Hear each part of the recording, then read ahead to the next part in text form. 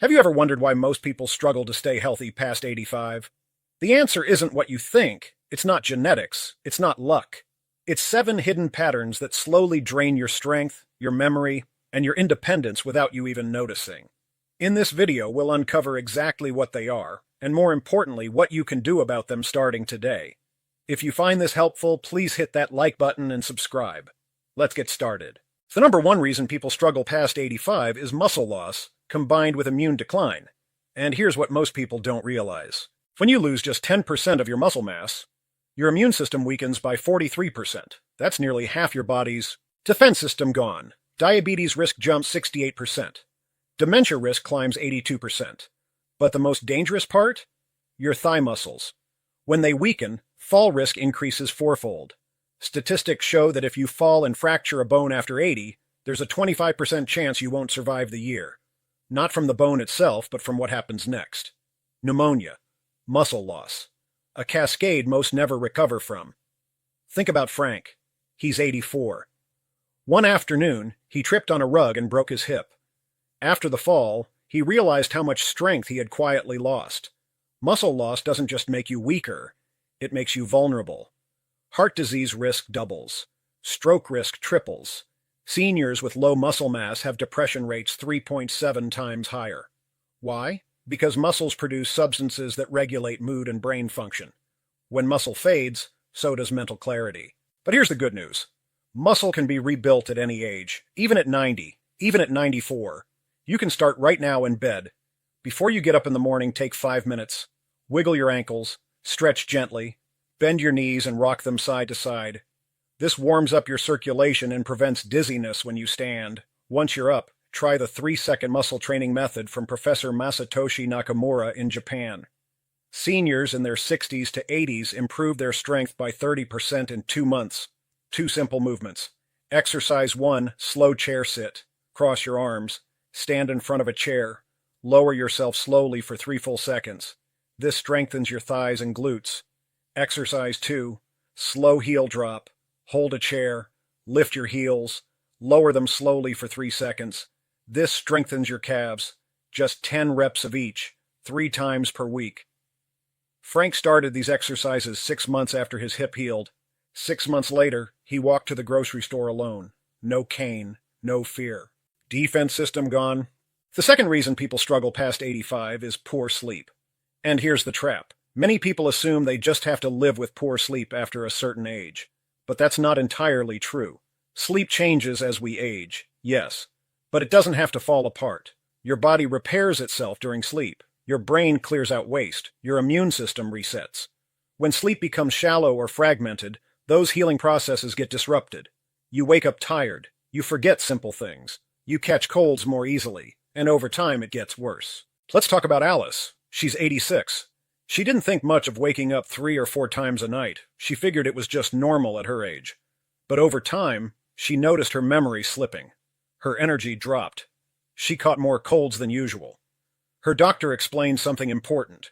Sleep wasn't just about rest. It was essential for her brain and immune strength. Once she worked on improving her sleep habits, her clarity and stamina slowly returned. What did she change? Not much. But it made all the difference. She kept a consistent bedtime. Every night, same time. No exceptions. She limited caffeine after 2 p.m. No alcohol before bed. She got natural light in the morning, just 15 minutes by the window. She created a cool, dark, quiet bedroom, and she added light movement during the day, a 20-minute walk. Nothing intense, just enough to make her body ready for rest at night. There's a critical window most people don't know about. Between 10 p.m. and 2 a.m., this is when your body does its deepest repair work. Immune cells multiply. Growth hormone releases. Your brain detoxifies.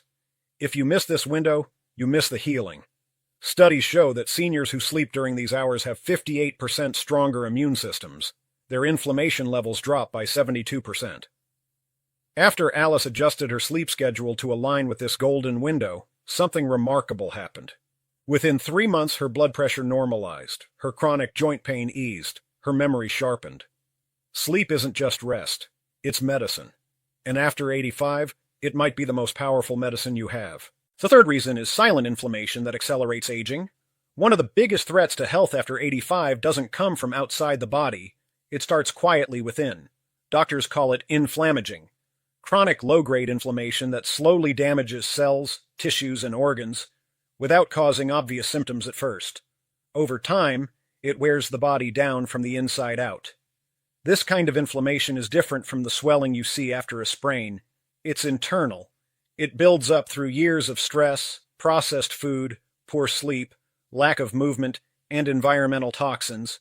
And while it may not cause pain at first, it affects everything: your heart, your brain, your joints, even your immune system. Think about George. He's 82. He didn't smoke, he didn't drink, he walked every day, but he often felt tired, stiff, and foggy, even though his blood work looked normal. It wasn't until he visited a specialist that they found high levels of inflammatory markers in his system. No big disease, just quiet inflammation simmering in the background for years. The body's ability to handle inflammation weakens with age, so the same things you could ignore in your 50s, like processed snacks or long periods of sitting, start to take a heavier toll after 80. Inflammation slowly chips away at resilience. It increases the risk of dementia, heart disease, and frailty. But here's the good news. Some of the most powerful tools against inflammation are simple and free: eating more whole foods, walking daily, getting quality sleep, managing stress. None of it happens overnight, but every step helps lower the flame. George made small changes. He swapped white bread for oatmeal. He added berries to breakfast. He walked 20 minutes after dinner. He stretched before bed. Within 6 months, his inflammatory markers dropped. His energy returned. His brain fog lifted. The stiffness eased. Inflammation doesn't have to win. The fourth reason is social isolation and the loss of daily purpose. There's a quiet danger that affects more people over 85 than we often realize. It's not a virus or a disease. It's loneliness. And it doesn't just hurt the heart emotionally. It affects the body physically. Studies have shown that social isolation and a loss of daily purpose can shorten life expectancy more than some chronic diseases. As people get older, their world often becomes smaller. Friends pass away. Children move far. Physical limitations make it harder to get out. And slowly, many seniors spend more and more time alone. Not just physically, but emotionally. Think of Bill. He's 88. His wife passed 5 years ago. His adult children live in other states. He watches TV, makes his meals, keeps things tidy. But he says some days pass without talking to a single soul. And what he misses most isn't noise or activity. It's feeling needed. Feeling like someone is waiting for him, like his presence matters. The human heart is wired for connection. And after 85, when social roles start to fade, retirement, caregiving, neighborhood involvement, what many people lose isn't just interaction, it's identity. That quiet sense of why get up today can become heavy. But purpose doesn't have to be grand. It can be watering plants, writing notes to loved ones, making a phone call each morning, feeding the birds, helping a neighbor. The smallest acts can create rhythm, meaning, and joy. Here's something powerful. Eating with others. When you eat alone, digestion slows. You chew 43% less. Digestive enzyme production drops. Nutrient absorption falls by 32%. But when you share a meal with someone, your body responds differently. Digestive enzymes increase by 42%. Nutrient absorption improves by 38%. The conversation stimulates your brain. It keeps cognitive function sharp. Studies show that seniors who eat alone regularly have dementia rates 2.4 times higher. If you live alone, don't worry. You can still create connection. Join a meal at a senior center. Call a friend during lunch. Even a video call with family while eating helps. One woman, 82, started having breakfast over video chat with her daughter every Sunday. She said it changed everything. She looked forward to Sundays. She dressed up. She made nicer food. She felt seen again. If you're over 85 or know someone who is, ask this simple question. What brings you purpose right now? And how can you protect that purpose like it's medicine? Because in many ways it is. The fifth reason is sensory deprivation. This one surprises people. Most seniors don't realize their senses are slowly shutting down. Not because of disease, but because of routine. Same food, same people, same walls, same sounds, same smells, day after day. When your senses stop receiving variety, your brain stops firing. Neurons that aren't stimulated start to fade. Memory weakens. mood drops. Research from Seoul National University Hospital shows that seniors who receive diverse sensory stimulation experience cognitive decline 3 times slower than those who don't. Touch and smell in particular have powerful effects on preventing dementia. Let me tell you about Mr. Lee. He's 94 now. 20 years ago, doctors diagnosed him with early Parkinson's disease. They predicted he'd need full-time care within 5 years. But today, Mr. Lee still exercises every morning. He volunteers at the community center. He even sings at local festivals. How did this happen? After his diagnosis, Mr. Lee slowly withdrew from life. Same room, same TV shows, same meals. His senses dulled. His body weakened. But then, a doctor suggested something unusual. Wake up your senses. So Mr. Lee started small. Every day he drank a different herbal tea. He focused on the smell, the taste, the warmth. He touched fabrics with different textures, silk, wool, burlap. He listened to music he'd never heard before, K-pop, jazz, classical. He visited new places, even just new streets in his neighborhood. And he started a scent journal. Every day he smelled something new, fresh bread, soap, flowers, rain. And he wrote about the memory or feeling it triggered. Why does this work? Your sense of smell connects directly to the hippocampus. That's the memory center of your brain. When you stimulate smell, you strengthen memory. Within 6 months, Mr. Lee's cognitive test scores jumped from 17 to 25 points. His hand tremors decreased noticeably. His Parkinson's symptoms slowed. Sensory stimulation triggered neuroplasticity. That's your brain's ability to form new neural connections. Even at 74, even at 94, your brain can still grow. You just have to feed it variety. So starting today, try this. Smell something new every morning. Touch a different texture. Listen to unfamiliar music. Taste a new flavor. Take a new route on your walk. Your senses are windows to your brain. Keep them open. Keep them active. The 6th reason is over-resting syndrome. Many seniors believe rest is always good. The more you rest, the more you heal. But that's only half true. Yes, rest helps recovery, but too much rest becomes poison. When you sit for more than 10 hours a day, your body starts shutting down. Harvard Medical School found that seniors who spend over 20 hours a day indoors have dementia risk 3.4 times higher. Watching TV all day reduces cognitive function by 42% compared to peers who stay active. It's not the TV itself, it's the stillness.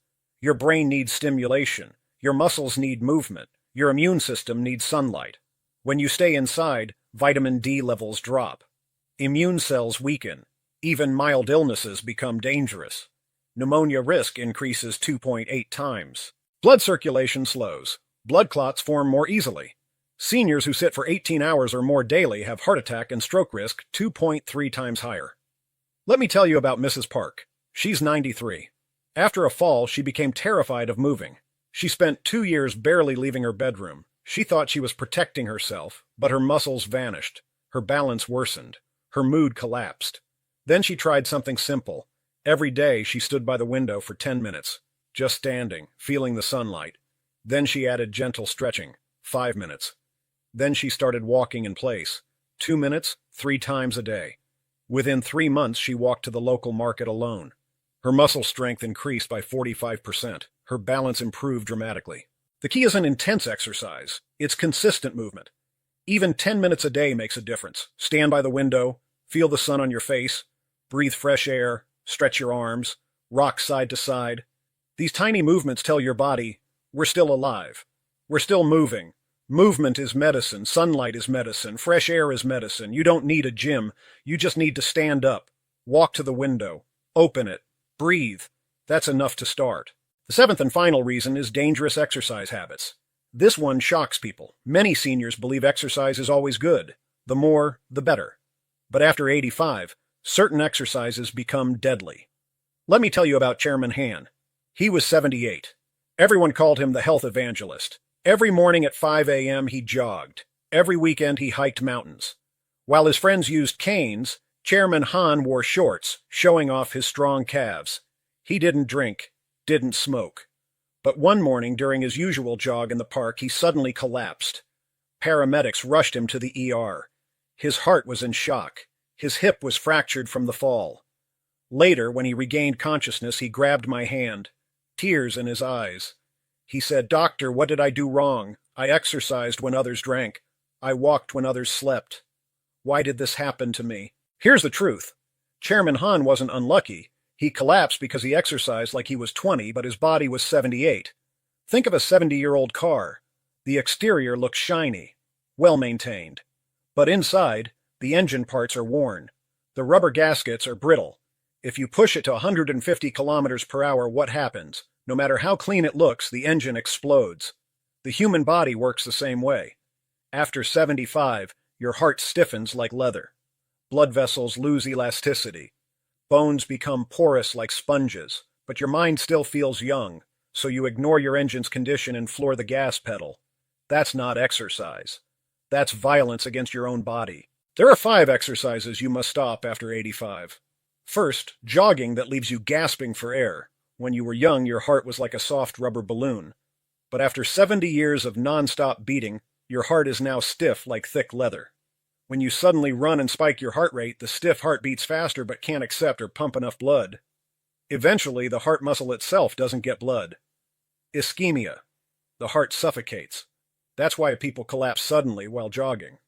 The rule is simple. Can you talk while exercising? If you can chat with a friend about yesterday's TV show while walking, that's medicine. But if you're too breathless to speak, stop immediately. Second, hiking downhill. Going uphill, you're careful because it's hard, but coming down, you feel good. Your steps are light. You stride quickly. Right then, your knee cartilage is being crushed. The pressure on your knees during descent is 3 to 4 times your body weight. If you weigh 60 kilograms, your knees bear over 200 kilograms. Even scarier is falling. After 70, if you fall and break your hip bone, statistics show that seniors who don't get surgery have a 70% chance of dying within 2 years, higher than cancer mortality. So please, let go of the ambition to reach the summit. If you must go, drive to the entrance and walk flat trails only. And if you do hike, use 2 trekking poles. Distribute the force to your arms. Third, cold water showers or swimming in cold water. Our bodies are extremely vulnerable to sudden temperature changes. When you're in hot water and suddenly enter cold water, something called cold shock response happens. The moment cold water touches your skin, your blood vessels constrict instantly like an electric shock. When vessels narrow, blood pressure skyrockets. The pressure can burst brain vessels or stop the heart. Many seniors lose consciousness in bathhouse cold pools. Swimming is excellent. It's gentle on joints, but the water must be lukewarm, close to body temperature. Do slow water walking in temperature-controlled pools. Fourth, holding your breath while lifting heavy weights. When lifting heavy dumbbells, we unconsciously hold our breath. Holding your breath increases abdominal pressure, making it easier to exert force. But at that moment, blood pressure shoots up beyond imagination. Someone whose normal blood pressure is 120 can spike to 200, even 250, the instant they hold their breath and push. If you have a brain aneurysm, the vessel bursts right there. Brain hemorrhage. One of Chairman Han's friends had a stroke while bench pressing at the gym. Half his body paralyzed. So should you avoid strength training? No. Just don't hold your breath. When exerting force, when lifting, exhale through your mouth. Keep your airways open, and please use light weights. Increase repetitions. Fifth, riding a bicycle for over an hour without rest. Bicycles are great because your knees don't bear your weight, but there's a deadly trap. The seat. Sitting on a hard, narrow seat and pedaling for hours crushes your perineum. This is where critical nerves and blood vessels to your lower body pass through. The seat blocks this highway. Blood circulation to your legs gets blocked. Nerves get compressed. In severe cases, leg sensation disappears or limping occurs. When cycling, every 30 minutes get off and walk for 5 minutes. Give blocked vessels time to reopen. Chairman Han recovered. He no longer jogs until breathless. He doesn't climb mountains, but he's healthier than anyone. His blood pressure normalized. Knee pain disappeared. Most importantly, his face radiates peace. He let go of the stubbornness to conquer his body. He chose wisdom to understand and embrace his body. If you found this video helpful, please like, subscribe, and share it with someone who needs to hear this. Your small action could save a life. Thank you for watching, and I'll see you in the next video.